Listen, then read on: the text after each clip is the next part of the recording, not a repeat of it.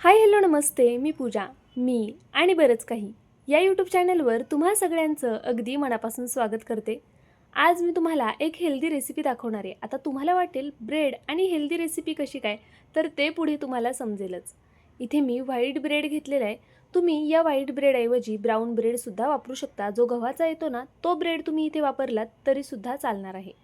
तर पहा, आपल्याला आता सगळ्यात आधी पॅन ठेवून घ्यायचं आहे आणि त्या पॅनवरती इथे मी बटर घालून घेते आहे. तुम्ही बटरऐवजी तुपाचा सुद्धा वापर करू शकता, त्यामुळे तुमची रेसिपी अजून जास्त हेल्दी होईल. आपल्याला या पॅनला सगळीकडे व्यवस्थित असं बटर लावून घ्यायचं आहे. खूप जास्त प्रमाणात बटर लावू नका, अगदी हलकं हलकं असं लावलंत ना तरीसुद्धा चालणार आहे. आता हे ब्रेड दोन्ही साईडनी आपल्याला छान असे मस्त सोनेरी रंगावरती येईपर्यंत भाजून घ्यायचे आहेत.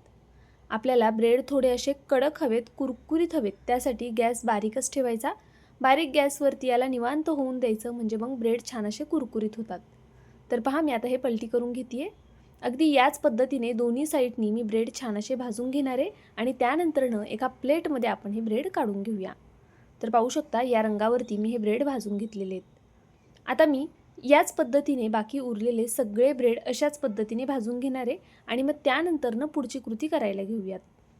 तर पहा, मी इथे एक बाउल घेतलेला आहे. यामध्ये आपल्याला सगळ्यात आधी टोमॅटो घालून घ्यायचा आहे. इथे मी एक टोमॅटो मीडियम साईजचा घेतला होता, छान असा बारीक कट करून घेतला आहे. त्याचबरोबर 2 मीडियम साईजचे कांदे छान असे बारीक कट करून घेतलेत. कांदा टोमॅटो शक्य होईल तितका बारीक कट करा. एक हिरवी मिरचीसुद्धा अगदी बारीक अशी कट केलेली आहे. त्याचबरोबर कोथिंबीरसुद्धा इथे मी कट करून घातलेली आहे. आता त्यानंतरनं आपल्याला यामध्ये एका लिंबाचा रस घालायचा आहे. तर पहा, मी इथे एक लहान लिंबू होतं, तर त्या संपूर्ण लिंबाचा रस घालून घेणार आहे. तुम्ही यामध्ये किसलेलं गाजरसुद्धा घालू शकता, किंवा तुम्हाला इतर कोणत्या भाज्या आवडत असतील तर त्या थोड्या स्टीम करून, किंवा ज्या भाज्या आपण कच्च्या खाऊ शकतो त्या कच्च्यासुद्धा यामध्ये तुम्ही वापरू शकता. आता इथे पाहू शकता तुम्ही, मी पनीर घेतलं आहे थोडं. आपल्याला हे पनीर छान असं किसून घ्यायचं आहे. तुम्ही मॅश करून घेतलं तरी चालेल, किंवा अशा पद्धतीने छोट्या किसणीने किसून घेतलं ना तरीसुद्धा चालणार आहे. पनीर मुलांसाठी हेल्दी असतं, त्यामुळे नक्कीच इथे पनीरचा वापर करा. तर इथे पहा, मी जवळपास 100 ग्रॅम पनीर घेतलेलं आहे आणि हे आपल्याला व्यवस्थित असं किसून घ्यायचं आहे. आता मी हा नाश्ता 3 ते 4 जणांसाठी करते आहे.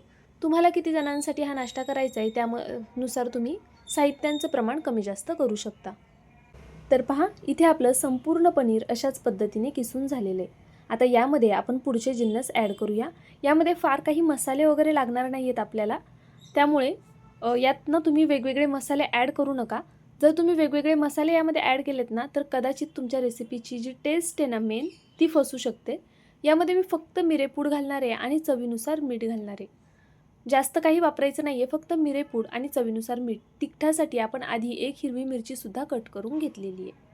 आता पहा, इथे मी एक छोटा बाऊल घेतलेला आहे आणि इथे माझ्याकडे आवाकाडो आहे, तर मी ते घेतलेले आहे. आता आपण हे व्यवस्थित असं कट करून घेऊया. जसं व्हिडिओमध्ये दाखवते आहे अगदी त्या पद्धतीने याला गोलाकार आकारामध्ये आपल्याला कट करून घ्यायचे आणि मधली जी बी आहे ती काढून टाकायची आहे. आता पहा, चमच्याच्या मदतीने आपण हे अशा पद्धतीने संपूर्ण याचा जो गर आहे तो काढून घेऊया. अगदी हलक्या हाताने आपल्याला हा संपूर्ण गर काढून घ्यायचा आहे. आता जर तुम्हाला आवाकाडो इथे वापरायचा नसेल तर तुम्ही फक्त पनीर वापरलत ना तरीसुद्धा चालणार आहे. तुमच्या आवडीच्या इतरही भाज्या तुम्ही यामध्ये ॲड करू शकता आणि तुमच्या आवडीनुसार हा पदार्थ तुम्ही करू शकता.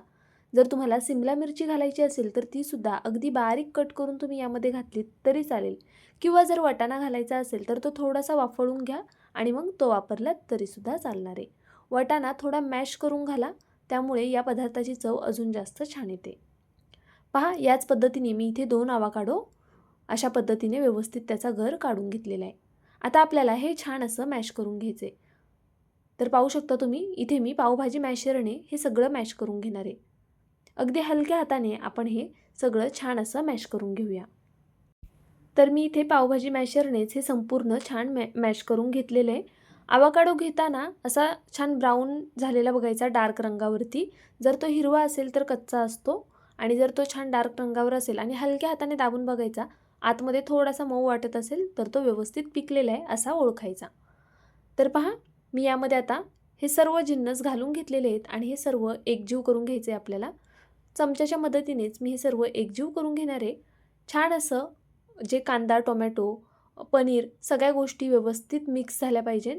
आणि जर तुम्हाला वाटलं की यामध्ये लिंबू कमी आहे किंवा मीठ कमी आहे तर हे मिक्स करून झाल्यानंतरनं तुम्ही लिंबू, मीठ किंवा मग मिरेपूड वाढवू शकता. तर मी इथे आता हे सर्व एकजीव करून घेते आहे सगळ्यात आधी. यामध्ये गाजर किसून घातलंत ना तर ते दिसायलासुद्धा अजून छान दिसतं आणि टेस्टसुद्धा छान लागते. सर्व मिक्स करून घेतलं. मीठ वगैरे बरोबर होतं त्यामुळे परत घालायला लागलेलं नाही आहे. पण जर तुम्हाला गरज वाटली तर नक्कीच तुम्ही यामध्ये मीठ वाढवू शकता.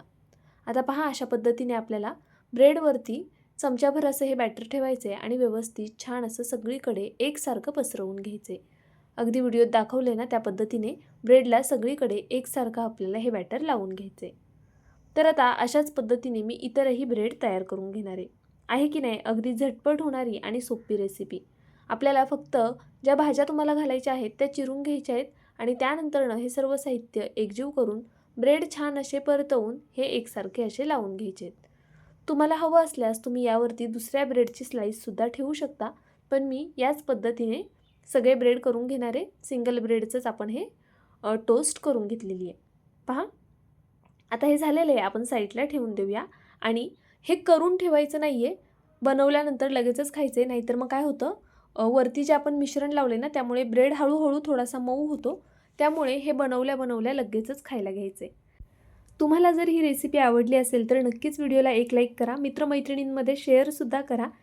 चॅनलला सबस्क्राईब करून घ्या आणि सोबतचं बेल आयकॉनसुद्धा प्रेस करा. उद्या पुन्हा भेटूया अशाच एका छानशा रेसिपीसोबत. तोपर्यंत बाय.